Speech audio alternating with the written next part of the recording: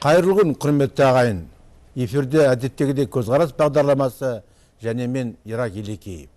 Бүгін үкімет отырысында еліміздің моноқалаларын дамыту мәселесі талқыланды. Осыған орай хабарымызға Қазақстан Республикасы өңірлік даму министрінің бірінші орынбасары Қайырбек Айтбайұлы Өскенбаев мырзаны арнайы шақырып отырмыз. Қош келдіңіз. Рахмет. Құрметті көрермен, бағдарламамыз тікелей эфирде 55-37-10 байланыс телефонына хабарласуға болады. Әлде менің фейсбугыма жазып отыруларыңызға болады. Құрметті көрермен, әр сейсенбі күні біз үкімет отырысына арнаймыз хабарымызды.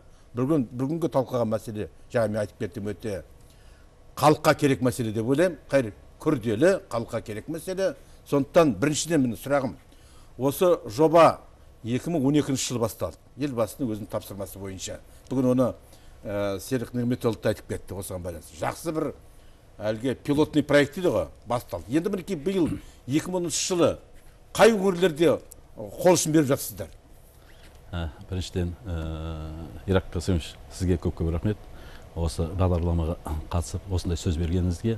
Өйткені елбасы да тікелей тапсырма беріп, өте маңызды сұрақ деп осыны ойлап отырмыз. Сол себептен осындай үлкен бағдарлама құрылды.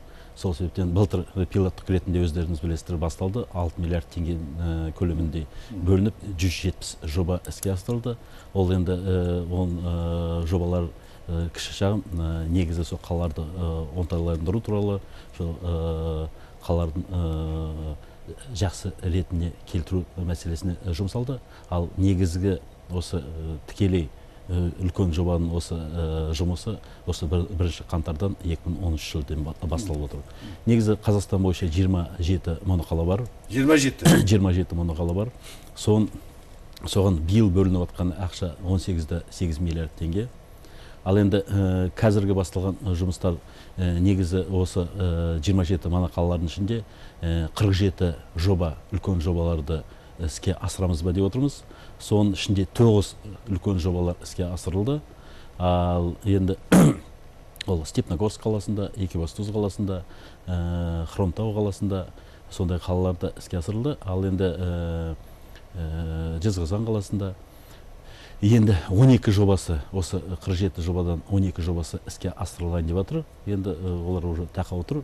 Жұмысқа осы биыл басталып кетеді, Алла аман берсе. Ал енді 4 қалаларда жобалар әлі сонда инвесторлар таба алмай отырмыз. 2 қаланың жобасын қазір шешімін табуға дайын тұрмыз.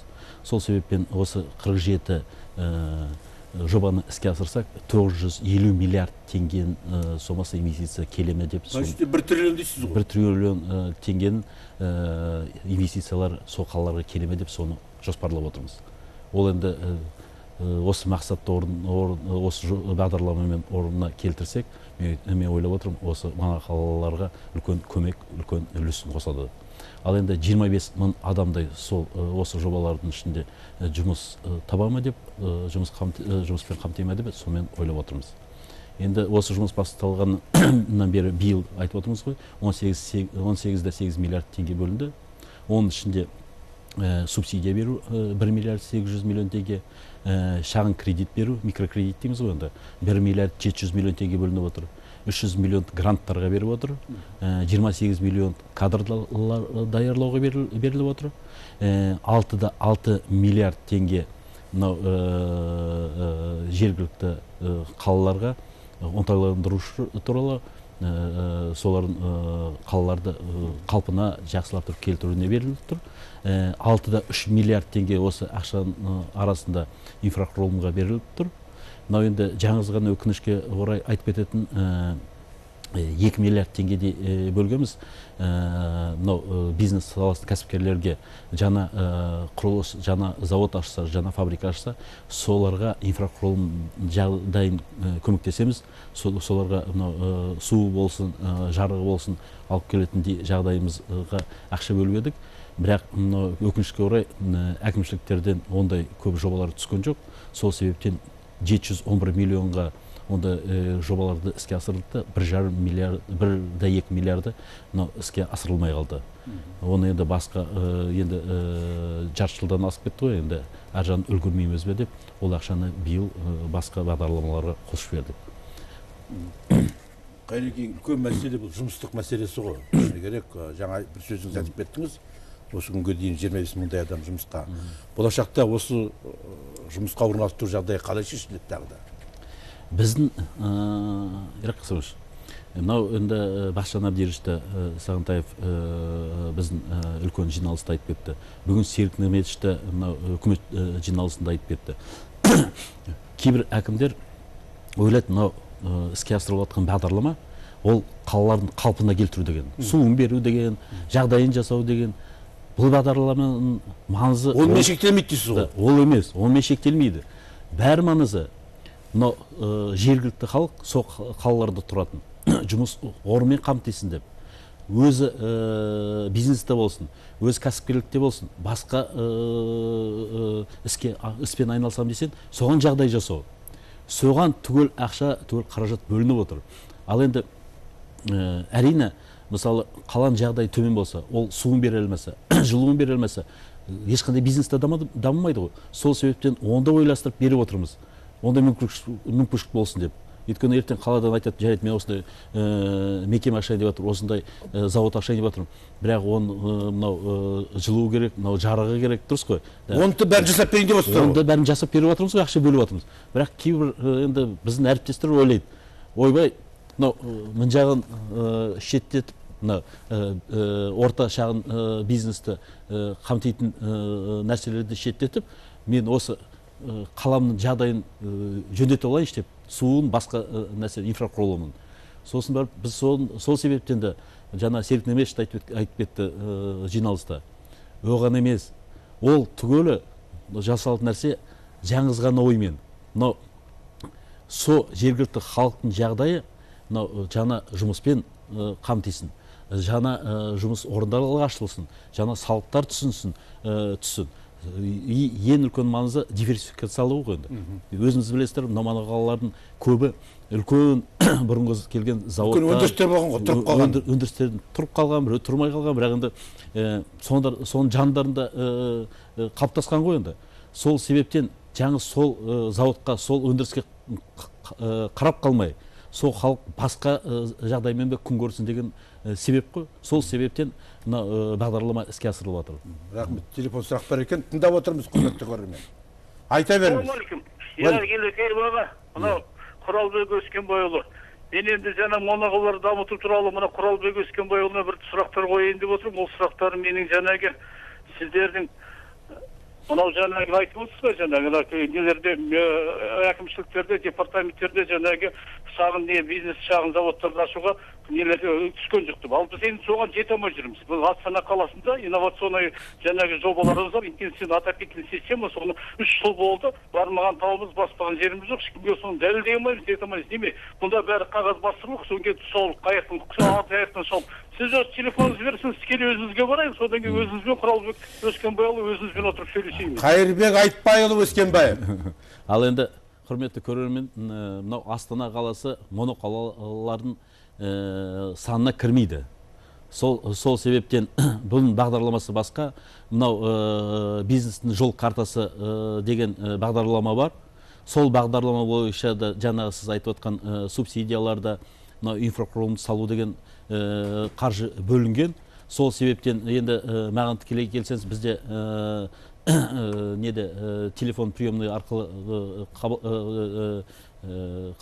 хабарласыңыз, мен сізді міндетті түрінде қабылдаймын да, сол жерде көмекшілерімді өзімізді шақырып алып, сізге түсіндіріп айтып береміз.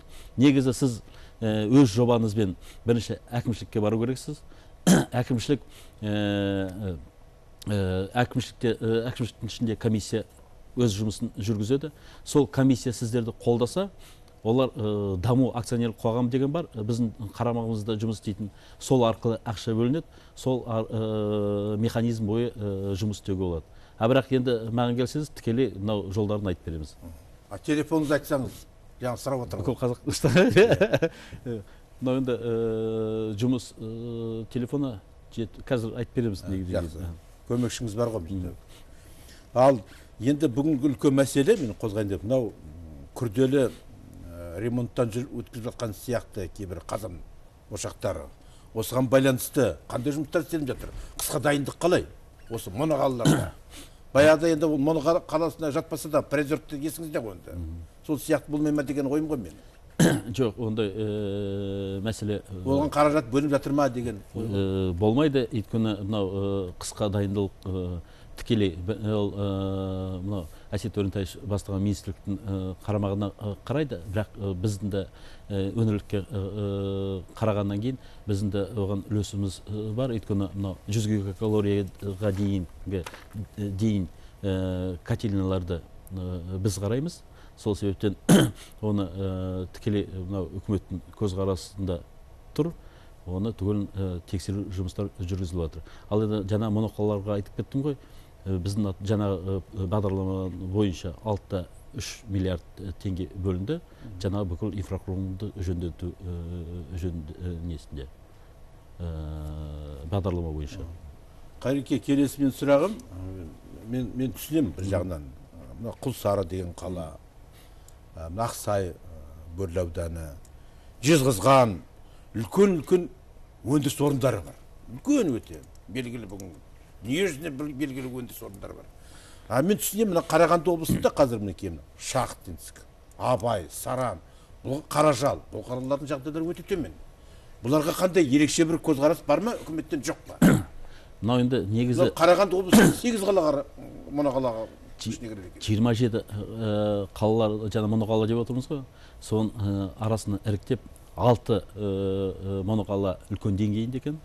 Ол енді Теміртау, Екібастұз, Балқаш, Жезқазған, Риддер, нені өтіп кеттім тағы да. Сондай қалалар. Екі қала деңгей төмен деп санаймыз. 19 қала деңгей орташа деп санаймыз. Енді деңгей төмен деген қалардың Арқалық пен Жаңатас деп санаймыз. Сол енді осы қалаларға өте көп ерекше көз қарасымызды салып отырмыз. Бірақ мынау бағдарламаның ішінде арасында бөлетіндей ешқандай шектеу қойған жоқпыз. Түгел субсидиялар болсын, гранттар болсын, түгел қалаларға бірдей беріледі. Бірақ ол жобаларға байланысты. Неғұрым әкімшілік сол тұрғын жігіттер, азаматтар бизнес жасайым деп әкімшіліктер ұсыныстарын берсе, әкімшіліктер бізге сол жобаларды дайындап берсе, біз ешкімге сіздерге осыншама ақша береміз, сіздерге осыншама ақша береміз деп кедер салып жатқан жоқпыз. Оны береміз, тек қана осы жобалар, жаңа жобалар ашылатын болса, оған ешқандай бізден шектеу жоқ. Қайреке, тағы да мен байқағаным, сіздің баяндамаңызда, және Нұрлан Сауранбаевтың баяндамасында кейбір жобалар инвестиция тартылып отыр үкімет тарапынан. Ол қай жерлерде болады? Қай өндіріске байланысты? Ол енді үлкен өндірістерге байланысты. Өйткені әр қалада сондай бір үлкен өндірістер салынып жатыр. Біз де сол мақсатты алдымызда қойып отырмыз. Өйткені мынау Екібастұз қаласында жаңа барып келдік. Үкімет басшысы барып келді ғой. Үлкен екі сондай завод, Қазақстан темір жолына қарайтын үлкен завод салынды. Сосын Промбаш проект деген, ол да сол Қазақстан темір жолына шығаратын заттарын, Қазақстан темір жолдарына арнап отқан заттарды шығарып отыр. Сонда үлкен жобаларды іске асырсақ, әр қалада ол әр жағына 400-500 адам жұмыс істейтіндей, ал енді әр жағын оны ілесіп кететіндей, оны тамақтандыру керек, оны киім тігу керек, оған тағы да көлікпен, мәштімен апару керек. Сол себептен біз ойлап отырмыз, сондай өз-өзін әрі қарай қамтып кетеді дейсіз ғой? Өз-өзі әрі қарай қамтып кетіп, тағы да қалған халықты іліп кетеді, сондай үлкен құрылыстар, сондай үлкен өндірістер. Сол себептен біздің қойып жатқан мақсатымыз сондай. Тағы да осы көрермендерге айтатын қандай мәселелеріңіз бар? Енді біздің ең үлкен мәселеміз, мысалы, субсидиялау деп отырмыз ғой, ол бірақ жай айтқан сөз сияқты. Ал моноқалаларда 10%-ға дейін жеткізіп отырмыз. Сол себептен мен біздің жергілікті азаматтарға айтып отырмын. Кім бизнеспен шұғылданғысы келеді? Да, бизнеспен шұғылданғысы келетін азаматтар, өз ісін ашады, өз кәсібін ашатын азаматтарға біз сондай қолдап отырмыз. Мынау енді 10% дегеніміз, мынау банктың кредиті 14% не 12% болып тұрса, 10%-ын біз өзіміз алып отырмыз. Сол себептен сіздерге 2% или 3% әр жағын төлеу керекті. Сосын барып, жаңа инфрақұрылымды айтып кеттім. Жаңа жоба ашамыз десеңіз, біз оның жаңа суын, жарығын, жылуын апаруға дайын тұрмыз, жолын апаруға дайын тұрмыз. Тек қана сол өзі кәсіптеріңізді ашсаңыз, өз өндірісіңізді ашсаңыз, сонымен өз-өзіңізді күніңізді көріп, тағы да арасына бір 5-6 адам болса да жұмыс істеп кетсе, жанында, соған біз тәубе деп, соны қолдап, соған осы бағдарламаны түгел іске асырып отырмыз. Мынау ауызсу мәселесі осы моноқалаларда шешілді ме? Шешіліп отыр. Негізі ауызсу мәселесі жаңыз моноқалаларды емес, бүкіл Қазақстан бойы бағдарлама жүріп отыр. Мына енді біздің ойымыз бойынша, бағдарламаның ойы бойынша 2020 жылға дейін қаланың деңгейі 100%-ға дейін жетеді, сумен қамтитын. Ал енді ауылдағы жағдай 80%-ға дейін жетеді. Соған қазір жұмыс салып отырмыз. Шағын қалалар тағы да қандай шешілмеген мәселелері бар? Енді бүгін мен әкімдерді тыңдадым. Пікір осыған байланысты пікір айтқан жоқ. Проблемалар жоқ сияқты болып көрінді маған. Қайда білейін? Проблемалар енді жетіп отыр ғой, әсіресе әкімнің жұмысы бастан асып отыр ғой.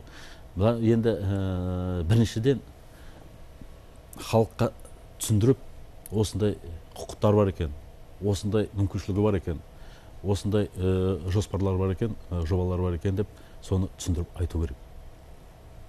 Екіншіден, жаңа үлкен өндіріске қарап қалмай, жаңа айтып кетті ғой, солар әкімдер, солардың ғана халықта солардың көзқарасына қарап қалмай, қолдарына қарап қалмай, басқа да өндірістерді ашу керек. Мынау осы тақауда Жезқазған қаласына Соманы қалалар себебімен бардық қой, Сатпаев қаласымен. Сосын әр жағын Ұлытау ауданына да бардық. Енді сосын барып әкіммен сөйлескенде өте тамаша сіздің біздің ұсынысымызды түсініп, айттық, осындай жобалар әкелсе біз қолдаймыз. Сол қолма-қол енді кіші шағым енді қазақи ауыл ғой енді. Малмен күнін көріп жүрген, басқамен де күнін көріп жүрген. Қазір олар где-то 5-6 жобадай алып келді. Осылай сол аудан өнерін қалай дамытамыз бе деп. Ол жаңағы жай мал шаруашылығы болса, оны санын қалай көбейту керек екен, оны әр жағын қалай қай жерге жеткізу керек екен, Астанаға болсын, Қарағандыға болсын, сондай мына логистик орталықтар құрындар деп отырмыз, тағы да басқа мәселелерді көтеріп отырмыз. Сол себептен ең бізге қазір көңіліміз әлі толмай жатқан себебіміз, сол халыққа сондай бағдарламаларымыз жетіп жатыр ма, солар түсініп отыр ма, түсінсе неге бізге келмей жатыр, неге сол мәселелерді көтеріп, неге пайдаланбай жатыр деп, соған ғана қарнымыз ашып отыр. Қайреке, басқа елдің тәжірибелерін сіздер қабылдап жүрсіздер ме? Бар ма ондай тәжірибелер? Ондай тәжірибелер жаңыз бізде емес, біреулер ойлап қалмасын. Мынау енді шетелдегі Америка болсын, не болсын, Европа болсын, ондай мәселе, ондай проблемалар жоқ деп. Оларда да бар, анау Детройт мәселесін өздерінің көздері Американың. Сондай Американың өз басында көп сондай кішкентай қалалардың жағдайы төмендеп қалған өте көп. Біз олардың да Европадағы мықты азамат Германияға бір топ азаматтарды апарып келдік. Сондай мәселелер қалай шешіліп жатыр екен. Ал енді Америкада болса, штаттың шешімі бойынша, мысалы сіз үлкен қалада жұмыс істеп, бір өндіріспен айналысыз. Бірақ сіз мынау кіші шағын моноқалаға келіп, өндіріс ашам десеңіз, сіздің жағдайыңызды көтеріп, мынау бүкіл ауыртпалығыңызды, көшу мәселесін, машина болсын, оборудование болсын, оны алып келіп орналастыру. Сосын барып, мекеме $1 дейін береді арендаға. Да. Жылына $1 төлейсіз, сонымен осы мекеме сізге беріледі, осында өндіріс ашсаңыз деп. Сосын барып, ақшаларын түгел өз мойнына көтеріп, салық жағын, тағы жағын көмектеседі. Сондай мәселелер көп, соны біз қазір қарастырып жатырмыз.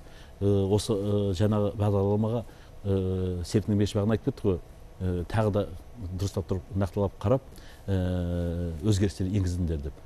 Сол өзгерістерді қазір қарап отырмыз. Мынау біздің нысандарға сай келсе, соларды енгіземіз бе деп отырмыз. Рахмет әңгімеңізге. Бүгін көзқарастың қонағы болған Қазақстан Республикасы өңірлік даму министрлігінің бірінші орынбасары Қайырбек Өскенбаев. Рахмет. Ал құрметті көрермен, аман есен сау болайық. Келесі кездескенше. Сізге келгеніңізге көп рахмет.